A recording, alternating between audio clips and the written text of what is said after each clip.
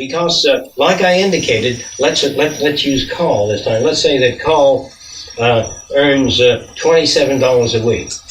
He always says to the boss, "That's right. Is that what you want done? I'll do it right away." The boss says, "Come in Saturday." He says, "I'll be there." "What time do you want me?"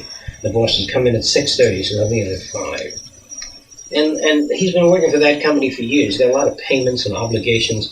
So his behavior has accommodated to that problem. His grandfather died last week and left him $17 million. He drives by the plant, blows his horn, the boss comes out and he goes, and then he drives on. And the boss says, "Can I talk to you?" He says, "Not a fucking chance." And he says, "Boy, did that son of a bitch change." And I said, "Carl never changes." What happened to Carl? Carl had in his brain a pattern of behavior in Luxuryville. We never manifested. It was in prison, locked up.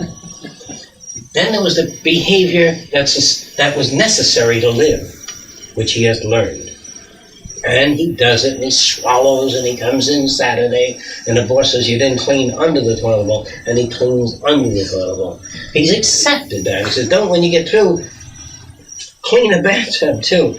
He cleans the bathtub. He says, "Drive my wife home on the way when you go home. But she lives in the opposite direction." "Yeah, drive her home anyway." All of that is called accommodation. He may be able to accommodate to many, many things, but once his grandfather dies, the accommodation gates are welded. He closes the gates and calls a welder in, and he welds them closed. And the boss says, "About Saturday," he says, "hold your tongue. Doors don't yield." Now, he no longer does a lot of things. And Sid says, "That son of a bitch really changed since he's come into money." Nobody changes. Everybody has all kinds of patterns in their head, and many of them are in prison. Some of them are in titanium prisons, meaning super welded. So human beings, under certain circumstances, open the gates.